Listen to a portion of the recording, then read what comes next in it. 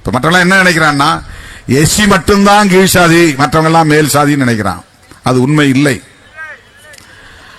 பிராமணர்களை பொறுத்தவரையில் பிராமணர்கள் மட்டும்தான் உயர்ந்த சாதி, மற்ற எல்லாரும் கீழ் சாதி. இதுதான் அவனுடைய பார்வை. எல்லாரும் சூத்திரவாள் அப்படின்றான்.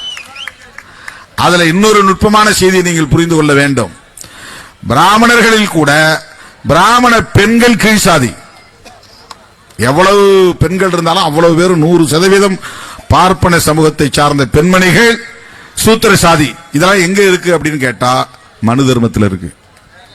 மனுன்னு ஒருத்தர் இருந்திருக்கான், அவன் உருவாக்கின ஒரு சட்ட தொகுப்பு, அதுதான் இந்து தர்மத்திற்கான அடிப்படை சட்டம் என்று அன்றைய மன்னர்கள் அதையெல்லாம் ஏற்றுக்கொண்டார்கள். அதை அப்படியே நடைமுறைப்படுத்தினார்கள்.